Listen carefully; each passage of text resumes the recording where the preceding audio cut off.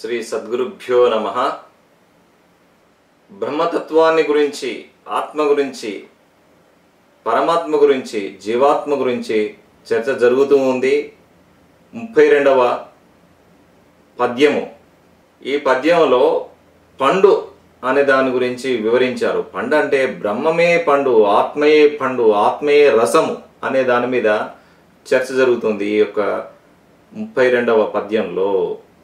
అయితే ఈ పద్యం ఏమిటనగా, పండు చేత బుట్టె పరగ ప్రపంచంబు, పండు చేత బుట్టె పరగ నిహము, పండు చేత బుట్టె పరగ ప్రపంచంబు, పండు చేత బుట్టె పరగ నిహము, పండు కాస పడిరి బ్రహ్మాది సురలెల్ల, పండు కాస పడిరి బ్రహ్మాది సురలెల్ల, విశ్వదాభిరామ వినురవేమా.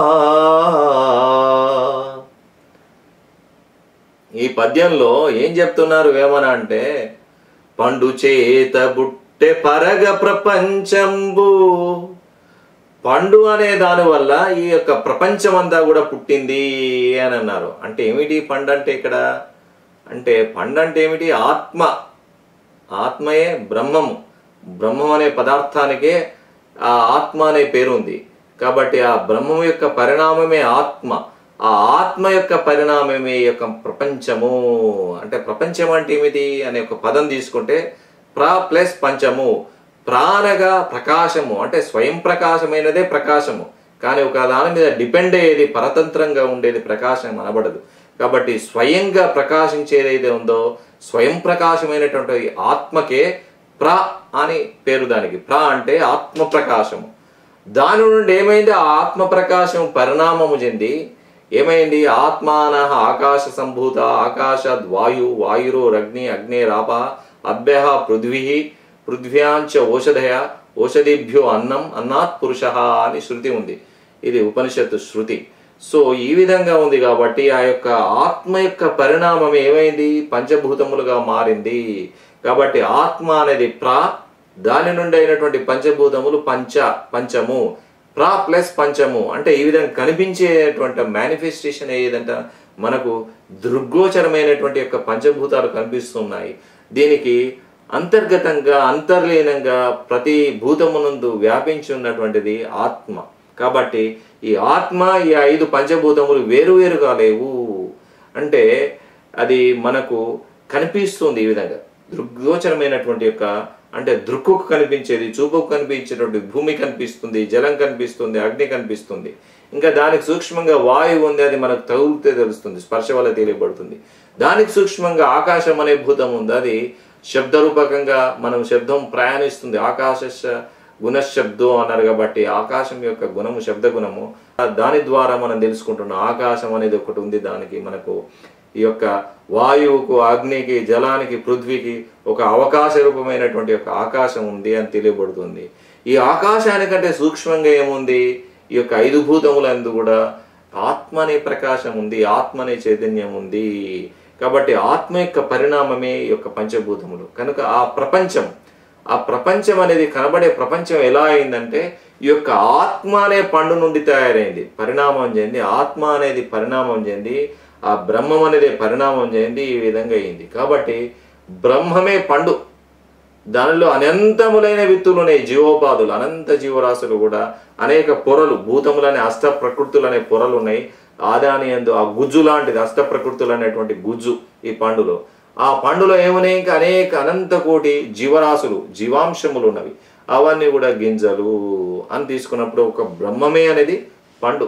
దీన్ని మేడి పండు అని కూడా చెప్పి వేమన యోగి వేరే పద్యంలో చెప్పి ఉన్నాడు. కాబట్టి బ్రహ్మం అనేది పండు. మరి దీనికి శాస్త్రం యొక్క దృశ్యమేమో, శాస్త్రవాక్యం ఏమైనా ఉందా అని అడుగుతుంటారు. దానికి రసోవై సహ అని తైత్తరీయ ఉపనిషత్తు యందు ఉన్నది.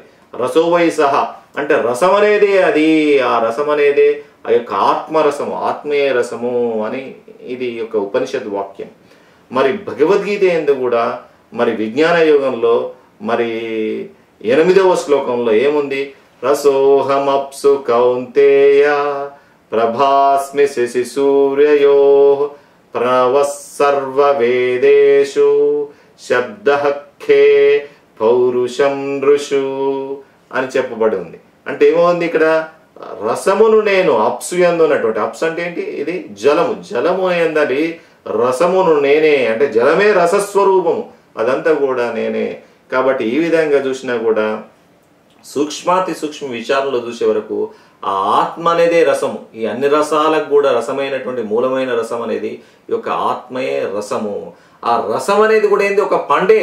ఆ పండే రసం అనేటువంటిది మరి భాగవతమునందు కూడా పోతనామాత్యుడు ఈ విధంగా వివరించాడు. వేద కల్ప వృక్ష విగళితమై సుఖముఖ సుధాద్రవమున మొనసియున్న భాగవత పురాణ ఫలరసాస్వాదన పదవిగనుడు రసిక భావవిధులు అని పోతనామాత్యుడు భాగవతమునందు చెప్పి ఉన్నాడు. అనగా ఏమిటి అంటే, ఏమిటి దీని యొక్క పద్యం యొక్క అర్థము అంటే, వేదం అనేటువంటి కల్పవృక్షము, ఆ వేదం అనే కల్పవృక్షం నుండి జారిపడి దాని నుండి జాలువారినటువంటిది యొక్క భాగవతం అనే మహాఫలము. ఆ ఫలము యొక్క రసాన్ని గ్రోలించడానికి రండి భక్తవైరేణ్యులారా, రండి వచ్చి ఆ యొక్క రసాన్ని గ్రోలండి అన్నారు. అంటే ఏమిటి దీని యొక్క అంతరార్థము అంటే, వేదమనే కల్పవృక్షము అంటే, వేదమనే కల్పవృక్షం అంటే ఏమిటి? వేదం అనేది 4 వేదాలుగా ఉంది, ఋగ్యజు సామాధర్వణ వేదములు. ఆ వేదములు అది కల్పవృక్షము.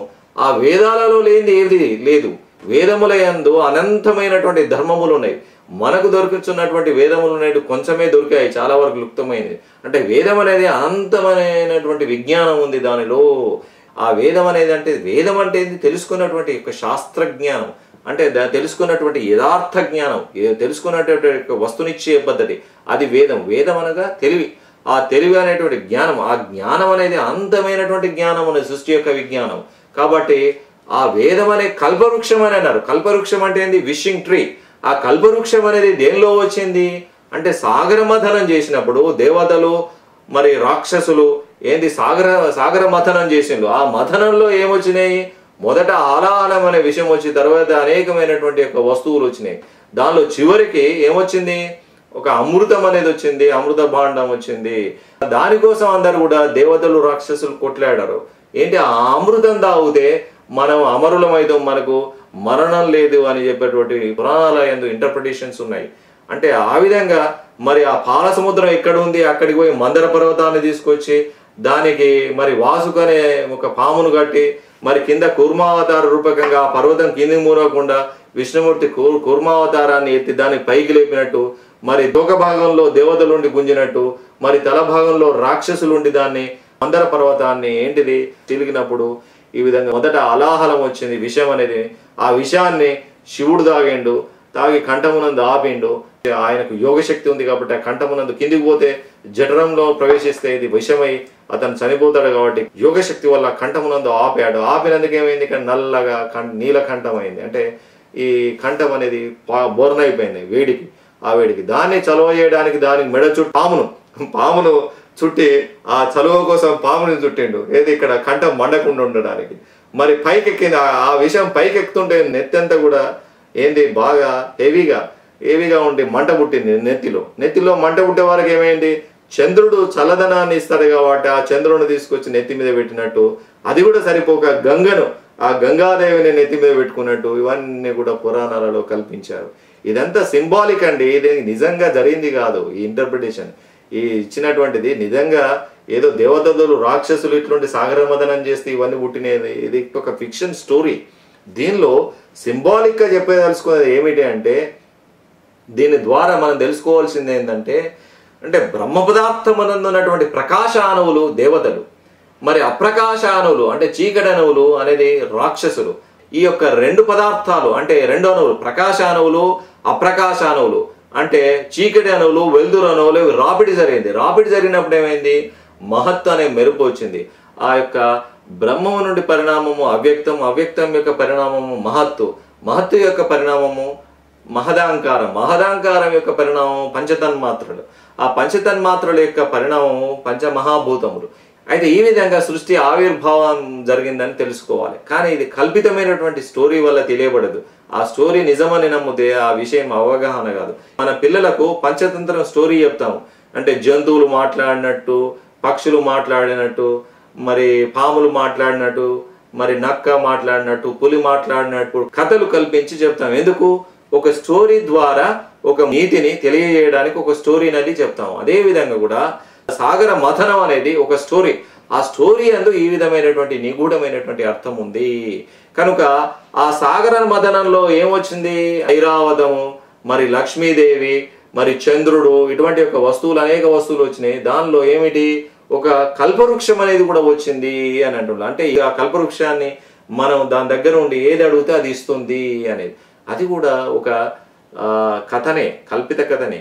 అంటే కల్పవృక్షం అంటే ఏంది? విజ్ఞానము. ఈ యొక్క వేదాలను మదనం చేస్తే, అంటే సృష్టి యొక్క విజ్ఞానాన్ని మొత్తం మదించి దాని యొక్క సారం తీసిందే వేదం. ఆ విజ్ఞానం ఎవరి దగ్గర అయితే ఉంటుందో, ఆ విజ్ఞానం ఉన్నవాని దగ్గర నువ్వు ఎన్ని ప్రశ్నలు పోయి అడిగినా లక్షల ప్రశ్నలు కూడా ఆయన దగ్గర జవాబు ఉంటుంది. కాబట్టి అటువంటి విజ్ఞానం సంపాదించడమే అది కల్పవృక్షాన్ని నువ్వు కలిగి ఉండటము. నీవే కల్పవృక్షం. ఎవడైతే సర్వస్వమైనటువంటి విజ్ఞానాన్ని కలిగి ఉంటాడో వాడు కల్పవృక్షంతో సమానము. కాబట్టి అటువంటి యోగి దగ్గరికి, అటువంటి విజ్ఞానవేత్త దగ్గరికి పోయి మనము ఎన్ని ప్రశ్నలు అడిగినా వాళ్ళ దగ్గర జవాబులు ఉంటాయి. 1,00,000 ప్రశ్నలకు, మిలియన్స్ కొద్ది ప్రశ్నలకు కూడా, కోటి ప్రశ్నలు అడిగినా కూడా వాళ్ళ దగ్గర జవాబులు ఉంటాయి. అటువంటి విజ్ఞానం కలిగి ఉన్న వాళ్ళు, ఆ విజ్ఞానాన్ని ఎవరైతే కలిగి ఉంటారో వాళ్ళే కల్పవృక్షంతో సమానం. ఆ కల్పవృక్షం నుండి ఏమి జారిపడింది? ఒక మహాఫలం జారిపడింది. ఆ మహాఫలం ఏమని అంటున్నాడు ఇక్కడ పోతనామాత్యులు? భాగవతం అనేది. ఆ భాగవతం అనే మహాఫలం రాలింది. ఆ రాలి దొర్లుకుంటూ వచ్చి ఎవరికి అందింది? అది శుకయోగికి అంది. ఆ శుకుడుకు చిలుక ముక్కు ఉంటుంది. శుకం అంటే చిలుక. ఆ శుకముఖ, ఆ శుకుని యొక్క ముక్కుకు తలిగి ఆ చిలుక కొట్టినటువంటి ఫలం మన ఇంటి వెనక జామ పండు ఉంటుంది, జామ చెట్టు ఉంటుండే మా ఇంటి వెనకాల. మా అమ్మగారు అంటుండేవారు, శకుంతలాదేవి గారు, అరే నాన్న ఆ చిలుక కొట్టిన పండు ఉంటుంది చూడరా, బాగుంటుంది, తిను, మంచిగా ఉంటుంది, టేస్టీగా ఉంటుంది అంటుంది. అంటే ఆ చిలుక కొట్టిన ఫలము తినడానికి ఎవరైనా అత్యుత్సాహాన్ని చూపెడతారు. ఎందుకంటే ఆ చిలుక కొట్టిన ఫలము అతి మధురంగా ఫీల్ అవుతుంటాం మనం. చాలా మధురంగా ఉంటుంది. ఇట్స్ లైక్ ఏ నెక్టార్ అనేది ఉంటుంది. ఒక అమృతంలా సమానం, అమృతంతో సమానము ఆ చిలుక కొట్టినటువంటి ఫలం అంటుంటారు. అంటే దీని యొక్క అంతరార్థం ఏమిటి అంటే, శుకుడు జనక చక్రవర్తిని చేరుకొని ఈ యొక్క అచల సిద్ధాంతాన్ని మొత్తం ఆమూలాగ్రంగా అవపోసన పెట్టాడు. ఈ యొక్క సమస్త శాస్త్రముల యొక్క సారాన్ని, వేదాంతాల సారాన్ని, వేదం యొక్క సారాన్ని, ఉపనిషత్తుల యొక్క సారాన్ని, భాగవతం యొక్క సారాన్ని మొత్తం కూడా ఏమిటి ఆ యొక్క శుకయోగి ఆ జనక చక్రవర్తి ద్వారా తెలుసుకొని ఉన్నాడు. ఇది రాజఋషుల సాంప్రదాయం. ఈ రాజఋషుల సాంప్రదాయంలో వచ్చినటువంటి యొక్క జనకుని యొక్క గురువు యాజ్ఞవల్కి యొక్క గురువు సూర్యుడు, ఆ సూర్యుని గురువు విష్ణువు, ఆ విష్ణువు గురువు దక్షిణామూర్తి. ఆ శుకుడు యొక్క సారాన్ని ఔపోసన పెట్టాడు. ఎప్పుడైతే ఈ యొక్క సుఖయోగి ఈ యొక్క సర్వశాస్త్రాల యొక్క సారాన్ని ఔపోషణ పట్టడమే అది భాగవతం. దానిలో ఉన్నటువంటి యొక్క సారం, ఈ యొక్క వేదం అనే కల్పవృక్షం యొక్క సారం అంతా ఎక్కడ ఉందంటే 5 పదాలలోనే ఉంది. అంటే భాగవతము, దాన్ని షార్ట్గా భాగవతం అన్నారు. భక్తి, జ్ఞాన, వైరాగ్య, తత్వ, ముముక్షుత్వములు అనేటువంటి యొక్క 5 రకములైనటువంటి విజ్ఞానం కోసమే ఈ యొక్క పుస్తకం రాయడమైంది, ఈ కథలు అల్లడమైంది. ఈ కథల ద్వారా ఈ యొక్క 5 పదాలను వివరించడం జరిగింది. దానిలో భక్తి, జ్ఞాన, వైరాగ్య, తత్వ, ముముక్షుత్వములు అనే 5 ఉన్నవి. ఈ 5 అనేది సారం. ఈ యొక్క వేదం అనే కల్పవృక్షానికి ఎన్ని వేదాలు తీసుకున్నా, ఎన్ని శాస్త్రాలు తీసుకున్నా, ఆ సర్వశాస్త్రాలను ఉన్నటువంటి యొక్క సారము ఈ 5 పదాలలో ఇమిడించబడింది. కాబట్టి భాగవతము అని అన్నారు దీనికి. అందుకోసం భక్తి, జ్ఞాన, వైరాగ్య, తత్వ, ముముక్షుత్వములు, ఇది సారము, ఇది ఫలం.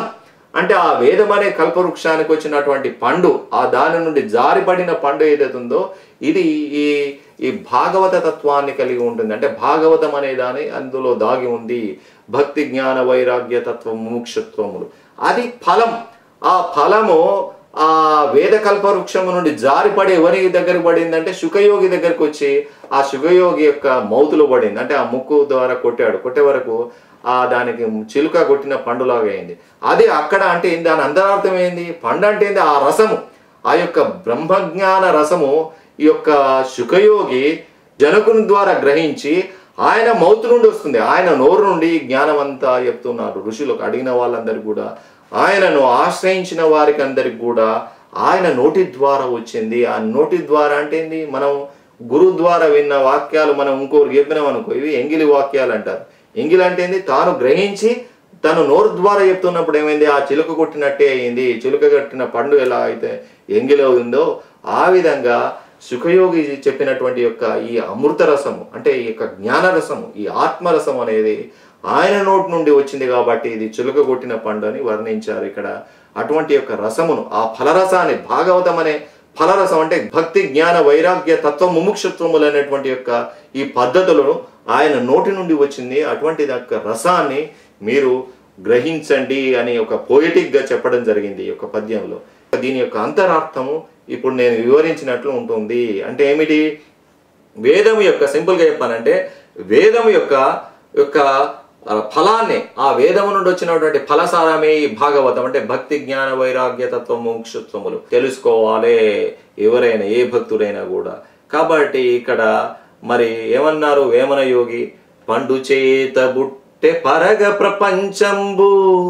పండు చేత అంటే ఆ బ్రహ్మమే పండు, ఆ బ్రహ్మం యొక్క పరిణామమే ఈ యొక్క ప్రపంచము. ఆ ప్రపంచంలో చూసినా కూడా ఆకాశం యందు శబ్దరూపకంగా, వాయువు యందు స్పర్శ రూపకంగా, మరి అగ్ని యందు రూపతన్మాత్ర రూపకంగా, మరి జలము యందు రసతన్మాత్ర రూపకంగా, మరి పృథ్వీ యందు గంధ రూపకంగా ఆ పరమాత్మయే, ఆ బ్రహ్మ పదార్థమే నిండి ఉన్నది. అదే ఇది, కానీ వేరు కాదు.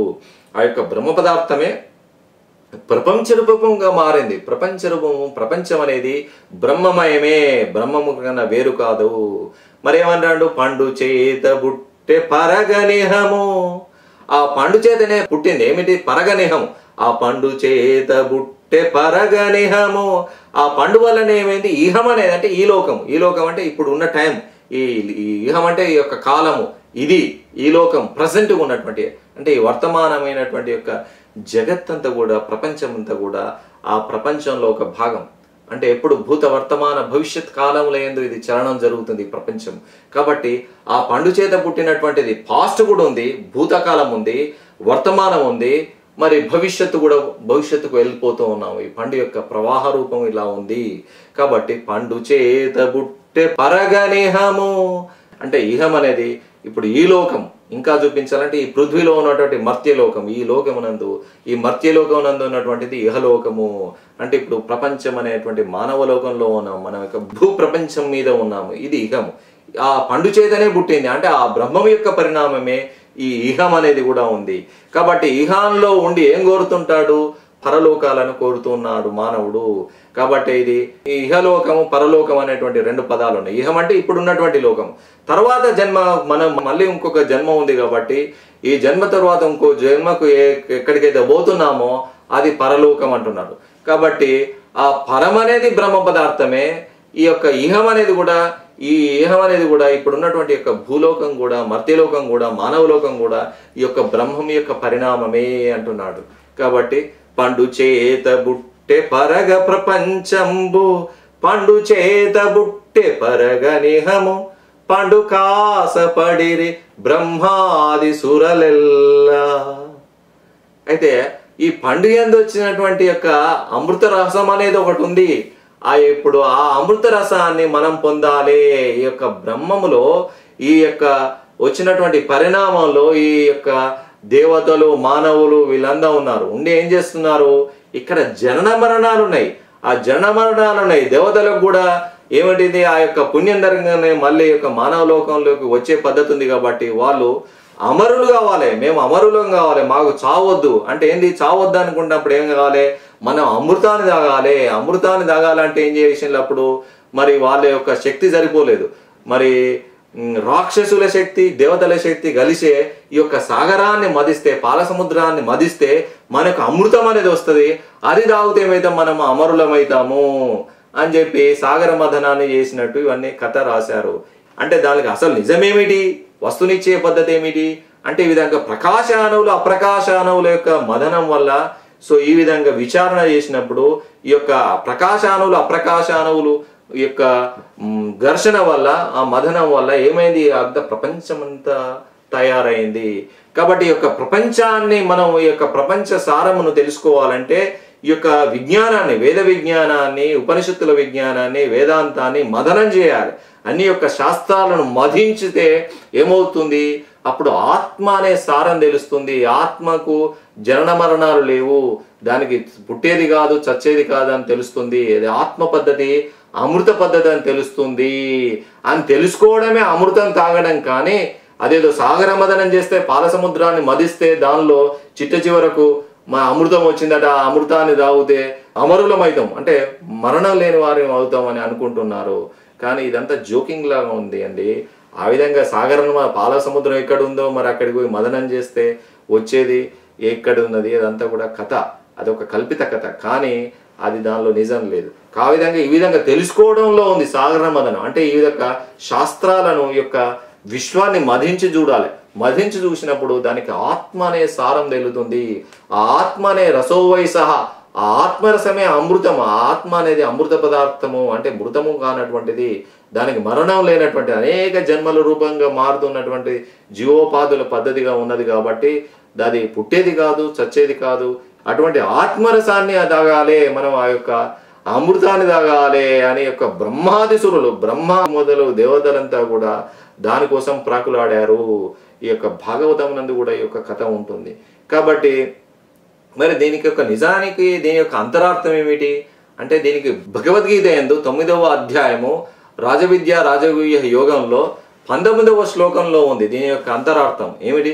తపామ్యహమహం వర్షం నిగృణామ్యుత్సృజామి చ అమృతం చైవ మృత్యుశ్చ అమృతం చైవ మృత్యుశ్చ సదసచ్చాహమర్జున అని చక్కగా శ్రీకృష్ణ పరమాత్మ భగవద్గీత యందు 9వ అధ్యాయమునందు 19వ శ్లోకంలో ఉంది. ఈ విధంగా చెప్పాడు. అంటే ఏంది? తపామ్యహమహం వర్షం అంటే తపింపజేయువాడు, అంటే ఎండలను కొట్టిస్తాడు. ఏమిటి? సూర్యుని ద్వారా ఉష్ణ కిరణాల చేత ఏం చేస్తాడు? ఉష్ణాన్ని పుట్టిస్తాడు. ఆ పుట్టించేది నేనే, అంటే ఆత్మనే. ఆ సూర్యుని ద్వారా పనిచేసేది ఆత్మస్వరూపమే. ఆ ఆత్మము సూర్యప్రకాశ రూపంలో ఎండాకాలంలో అత్యధిక వేడిని కలిగించి తపింపజేస్తాడు. అన్ని జీవులన్నీ ఉడకపోస్తాయి. అప్పుడు అబ్బబ్బబ్బా వేడి వేడి వేడి ఉందని, అంటే ఆ విధంగా ఉష్ణాన్ని పుట్టిస్తాడు ఎండాకాలంలో. మరి అదే ఆత్మస్వరూపం ఏం చేస్తుంది? వర్షం నిగృణామ్యుత్సృజామి చ ఉత్సృజామి చ వర్షం అంటే వర్షాన్ని వర్షింపజేయుచున్నాను. ఆత్మరూపంలోనే వర్షాన్ని వర్షింపజేస్తే ఏం చేస్తాడు? ఒక గంట కొట్టేమైతే మళ్ళీ ఆపుతాడు. మరి అది ఆపడం నిగృహణామి అంటే ఆ విధంగా ఆపుతున్నాడు. వర్షాన్ని ఆపేది నేనే, కురిపించేది నేనే అని చెప్పి ఏమంటున్నాడు? అమృతం చైవ మృత్యుశ్చ. ఇది ఇంపార్టెంట్, ఇప్పుడు ఈ పద్యానికి రిలేట్ చేసుకోవాలి. అమృతం చైవ మృత్యుశ్చ, నేనే అమృత స్వరూపముగా ఉన్నాను, ఆత్మస్వరూపంగా అక్షర రూపకంగా అమృత స్వరూపంగా ఉన్నాను. నేనే మృత్యు స్వరూపకంగా ఉన్నాను. అంటే క్షర రూపములో ఉండి శరీరధారినై శరీరమును సర్వజీవోపాధులు ధరించి సర్వభూతములను ధరించి క్షరరూపకంగా ఉండి ఏమవుతుంది? ఎప్పటికీ పెరిష్ అవుతుంది, అంటే మార్పులు చెందుతుంది. అది మార్పులు చెందేది పెరిషబుల్ ఉంటుంది. ఇది క్షరరూపం ఉండి మృత్యువును పొందేది నేనే. కాబట్టి ఏకపదార్థమే, ఏకమైనటువంటి బ్రహ్మ పదార్థమే ఆత్మరూపకంగా సూక్ష్మ భాగంగా అమృత రూపకంగా ఉంది. స్థూల భాగంగా ఏమైనా మార్పులు చెందుతూ ఉంది. అంటే బాల్యము, కౌమారము, యవ్వనము, ప్రౌఢదశ, వార్ధక్యము, ఈ విధంగా మార్పులు చెంది ఏమవుతుంది? శరీరం మళ్ళీ చివరికి ఇది పంచభూతాల్లో కలిసిపోతుంది. ఈ విధంగా మృత్యువు అంటే ఏంది? మారడమే. మృత్యువు అంటే సచ్చేది లేదు పుట్టేది లేదు. నిజానికి విచారిస్తే ఈ దేహం పుట్టింది కాదు సచ్చింది కాదు, ఆత్మ పుట్టింది కాదు సచ్చింది కాదు. ఏంది? మార్పులు చెందుతుంది, అంటే మృత్యువు అన్నాడు దీన్ని. కాబట్టి అక్కడ ఆత్మ అనేది అమృత రూపకంగా ఉంది. స్థూలమైనటువంటి శరీరము, మరి స్థూలమైనటువంటి విశ్వరూపము, ఇదంతా కూడా మార్పులు చెందుతుంది. దీని మృత్యు రూపమైనది. కాబట్టి ఈ యొక్క అమృత స్వరూపము మృత్యు స్వరూపము రెండు తానే ఆ బ్రహ్మ పదార్థానికి ఉన్నవని తెలుసుకోవాలి. అమృతం చైవ మృత్యుశ్చ సదసచ్చాహమర్జున అని యొక్క అచల సిద్ధాంతం యొక్క కీలకమైన వాక్యం ఇక్కడ ఉంది. సదసచ్చాహమర్జున, సద్వస్తువు నేనే, అసద్వస్తువు నేనే. అంటే దీన్ని సదసత్తులు నేనే అంటున్నాను. నేనే అంటే ఆత్మ, అంటే కృష్ణుడు అనేవాడు వాడు ఒకడు ఏది ఒక మానవ రూపంలో ఒక దేవతా రూపంలో ఒక వ్యక్తి రూపంలో ఒక లోకంలో ఉన్నవాడు కాదు. అక్కడ అహం అన్నప్పుడు ఏదైనా భగవద్గీత ఏందో నేను అనగా ఆత్మ అని తీసుకోవాలి ఎవరైనా కూడా. సో కాబట్టి సత్యాహమర్చిన ఆత్మయే, ఆ బ్రహ్మమే సద్రూపముగా ఉంది, అసద్రూపముగా ఉంది, సత్తుగా ఉంది, సద్వస్తువుగా ఉంది, అసద్వస్తుగా ఉంది. సద్వస్తువు అంటే ఏమిటి మరి? సత్ అంటే ఎగ్జిస్టెన్స్, అసత్ అంటే నాన్ ఎగ్జిస్టెన్స్. సత్ అంటే ఆస్తికము, అసత్ అంటే నాస్తికము అంటే లేనిది. సద్వస్తువు అంటే ఉన్నది, అసద్వస్తువు అంటే లేనిది. సో ఈ విధంగా బీయింగ్, సద్వస్తువు అంటే బీయింగ్, అసద్వస్తువు అంటే నాట్ బీయింగ్. ఇవన్నీ కూడా సంస్కృతంలో మనకు డిక్షనరీ వెతికితే పదాలకు అర్థాలు దొరుకుతూ ఉంటాయి. కాబట్టి ఇక్కడ ఎరుకయే, ఆ బ్రహ్మ పదార్థమే ఆస్తిక భావనగా ఉంది. నేను ఉన్నాను ఈ విధంగా అనేక సంతోషాలను దుఃఖాలను అనుభవిస్తున్నాను, శీతోష్ణాది సుఖ దుఃఖ స్వరూపాన్ని ఉన్నాను అనుకున్నప్పుడు ఇది ఆస్తిక భావం. ఈ ఆస్తికమైనటువంటి భావ పదార్థము ఎక్కడ ఉంది? ఈ మొత్తము టోటల్ బీయింగ్ కాస్మస్ తీసుకున్నాం అనుకోండి, విశ్వాంతరాలు, ఈ బ్రహ్మాండ పదార్థములు, బ్రహ్మాండ ఆండనములు ఎక్కడున్నాయని చూసే వరకు ఇది శూన్యస్థానమునందు ఉంది. అంటే శూన్యం అనేది పదార్థమా? కాదు. శూన్యం అంటే ఏమీ లేనిది. ఈ అశూన్యమైనటువంటి యొక్క సద్వస్తువుకే, ఎరుకకే శూన్య భావన ఉంది, అంటే అసద్భావన కలుగుతుంది. అంటే సద్భావము అసద్భావము కలిగి ఉన్నది ఎరుకయే, బ్రహ్మ పదార్థమే. కాబట్టి సూక్ష్మ రూపముగా సద్రూపముగా కనిపిస్తుంది, స్థూల రూపముగా అసద్రూపముగా కనిపిస్తుందని మతవాదులు అంటుంటారు. అయినప్పటికీ కూడా సద్ అసత్తులుగా మారేది ఏక పదార్థమే. సద్రూపముగా ఉంది, మరి అసద్రూపముగా ఉంది. రెండు రూపకాలుగా ఉన్నటువంటి యొక్క పదార్థము ఏక పదార్థమే. మరి అద్వైతులు ఏం చెప్తారు? తాడు యందు పాము వచ్చిందయా, పాము అనేది అసద్వస్తువు, అది భ్రమరూపము, అది లేదు. తాడే ఉన్నది, పాము అనేది లేదు, ఇది అసద్రూపము. మరి తాడు అనేది నిజంగా అది సద్రూపం, అది నిరాకార నిర్గుణ పరమాత్మ అంటారు. మరి సగుణమైనటువంటి సాకారమైన ప్రపంచం అంటే ఇది పామయ కనిపిస్తుంది, భ్రమరూపము, ఇది అసద్వస్తువు అని చెప్తుంటారు. ఇది నిజం కాదు. ఈ ఇంటర్ప్రిటేషన్ దీనిలో దోషం ఉన్నది. కాబట్టి ఇక్కడ అచల సిద్ధాంతము పరంగా దీని యొక్క ఇంటర్ప్రిటేషన్ ఏమిటంటే, ఈ యొక్క ఎరుకయే మరి ప్రపంచ రూపముగా మారింది, తోచడం కాదు, మారింది. అదే విధంగా మారి అనేక పదార్థాలుగా మారి తనలో తాను చూసుకుంటుంది, విశ్వరూపాలు ఉంది అనేకంగా.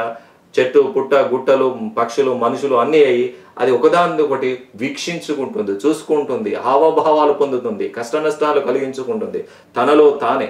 సో ఈ విధంగా సత్యాహమర్జున అంటే ఏకమైనటువంటి ఆత్మ పదార్థమే సద్రూపముగా ఉంది, ఆస్తిక రూపకంగా ఉంది.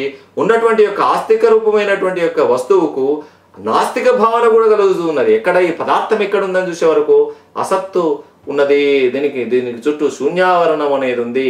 ఆ శూన్యావరణలో నేనున్నాను అనే భావన కలుగుతుంది. కాబట్టి సదసత్తులు రెండు కూడా ఆత్మరూపమే, బ్రహ్మరూపమే, అది ఏక వస్తువే. కనుక ఇక్కడ వేమన ఈ బ్రహ్మాది సురలు కూడా ఈ పండు కాసపడరని అపహాస్యం చేస్తున్నారు. అంటే ఏమిటి? వాళ్ళు ఎక్కడో ఉంది, ఆ యొక్క అమృతం ఎక్కడో ఉంది, ఆ అమృతం తాగితే మేము అమరులమైదాము, మాకు ముక్తి కలుగుతాం, మాకు మళ్ళా మరణం లేకుంటుంటది, శాశ్వతంగా మేము ఇట్లా ఉంటాము అని అనుకుంటున్నారు. కాదు నాయన, ఈ యొక్క అమృత మృత్యువులు ఏక పదార్థమే. ఆ ఏక పదార్థమునందే ఒకటి అమృతం అనుకుంటున్నావు, ఒకటి మృతం అనుకుంటున్నావు. కానీ అమృత మృత్యువులు అంటే ఇది యొక్క మృతము అనేది అమృతం అనేది ఏక పదార్థం ఈ విధంగా మారుతున్నది. కాబట్టి ఈ ఆశ వద్దు, ఆ బ్రహ్మం అనే పండు మీద ఆశ పెట్టుకోకండి, ఆ ఆశను త్యజించండి అని చెప్పి పరోక్షంగా వేమన యోగి పద్యంలో చెప్తున్నారు. పండు కాసపడిరి బ్రహ్మాది సురలెల్లా. ఆ యొక్క పండు యందు ఏదో అమృతం ఉందట, అమృతం తాగితే నేను అమర్త్యుని అవుతా, అంటే మృత్యు లేకుండా అవుతా అనే ఒక భావనలో ఉన్నారు, దానికి ఆశపడుతున్నారు. ఆ ఆశను వదలండి. ఆ అమృతమే మృత్యు అవుతుంది, మృత్యువే అమృత స్వరూపాన్ని పొందుతుంది. అంటే అది సూక్ష్మమైనప్పుడు అమృతం అంటుందో, స్థూలమైనప్పుడు మృత రూపకంగా ఉంటుంది. ఈ విధంగా అధో ఊర్ధ్వ పరిణామములు అంటే సూక్ష్మ స్థూలములుగా మార్చున్నది బ్రహ్మం అనే ఎరుక అనే పదార్థమే. ఆ పదార్థానికి సత్తు అసత్తు అనే భావన, మృత్యువు అమృత్యువు అనే భావన అంటే అమృతం అనే భావన కలుగుతున్నది. కానీ ఇవి రెండు వేరు కావు. కనుక ఈ పద్యానికి ఇంకొక పాఠాంతరం కూడా ఉంది. మూడవ పాదానికి పాఠాంతరం కూడా ఉంది. ఏమిటంటే, పండు మేలెరిగెను ప్రహ్లాదుడిలలోన, పండు మేలెరిగెను ప్రహ్లాదుడిలలోన, విశ్వదాభిరామ వినురవేమ. ఈ యొక్క ప్రహ్లాదుడు కూడా అచల సిద్ధాంత సాంప్రదాయకుడే. ఆయన ప్రహ్లాదుడు అజగరుడు అనే ముని నుండి దీన్ని గ్రహించాడు. కాబట్టి ఈ యొక్క పండు యొక్క రహస్యాన్ని, ఈ రహస్యాన్ని, అమృతమే మృత్యు అయ్యేది, మృత్యువే అమృత రూపకాన్ని మారేది, అంటే అమృత మృత్యువులు ఏకమే, ఏక పదార్థమే ఈ విధంగా ఉన్నది. కానీ ఈ యొక్క ఏక పదార్థమైనటువంటి బ్రహ్మం అనే పండు యందు ఆశ వదులుకోండి. ఈ బ్రహ్మం అనే పండే ఇది లేనటువంటి పండు, కానీ ఉన్నట్టు కనిపిస్తుంది, ఉన్నట్టు భ్రమ మాత్రమే, కానీ ఈ పండు నిజంగా లేదు. పండు యందు ఉన్నటువంటి ఆశను వదిలివేయండి అని చెప్పి వేమన యోగి ఈ యొక్క పద్యంలో చక్కగా వివరించాడు.